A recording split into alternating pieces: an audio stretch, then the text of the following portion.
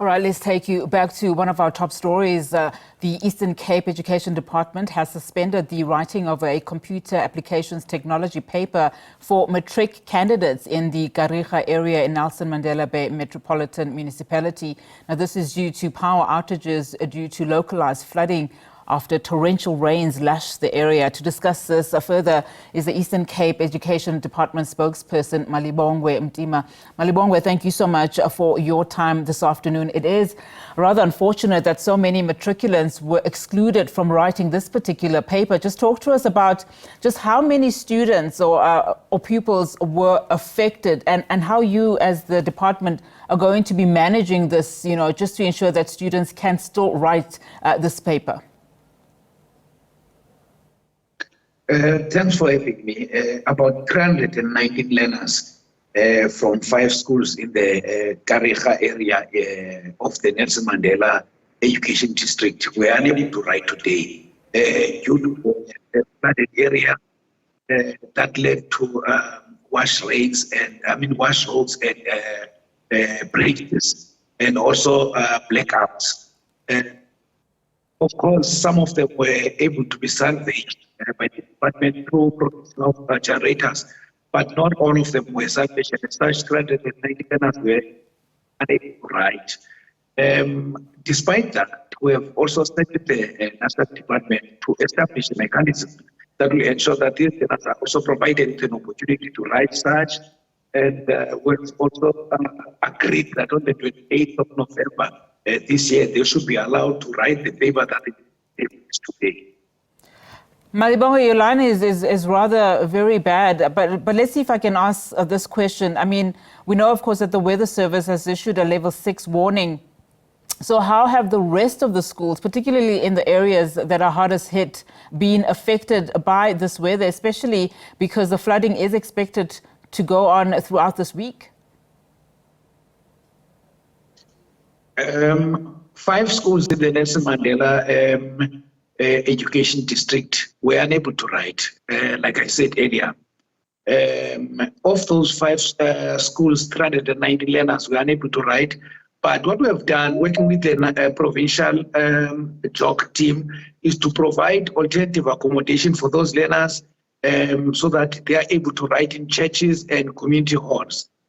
Also to ensure that papers are able to get to the venues where they are needed. We have also roped in or partnered with the police who are using the Inyalas to deliver the papers to where they are needed. Also, the Department of Transport is on board to ensure that learners that were relying on scholar transport are transported to these alternative venues so that they are able to write. You mentioned something along the lines of, just going back to the class of 2024, mentioned that you will be engaging, of course, the National Department of Education and quite possibly look at rewriting in November sometime. Just talk to us about how that's going to work. What we have done is we have spoken with the National Department, and as such, they have granted us the 28th of November as the day that these learners will be writing this paper. Of course, will be the process that will be followed will be led by the provincial department with the help of the national department in terms of the venues, the scripts, and otherwise. But at least we are certain that they are going to be afforded the opportunity to write again. Just talk to us in terms of the matric examination for the Eastern Cape. How many learners are due or have registered to write for this particular, examinations, and also how many centres have been catered for the writing of the papers? For the writing of these papers, we've got about more than 167,000 learners. Also, we have about more than 1,050 centers that are used for these examinations.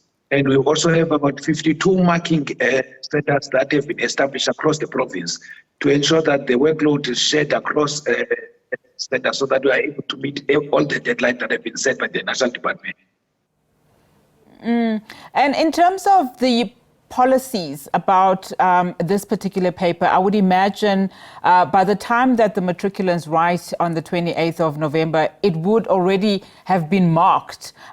So just talk to us again, just from a logistical perspective and also from just a credibility perspective in terms of how you will then maintain the quality of this particular examination. Look, a team has been established, led by the Provincial Examination Department, that will be working with the National Department to ensure that all the other technical issues that include the questions that will be included in the question papers, the delivery of those question papers to those senders, and the security that will be involved is something that the Provincial Department and the National Department are working on to ensure that at the end of the day, we sustain the credibility of the examinations. All right, Malibongwe, thank you so much for your time. Really do appreciate it.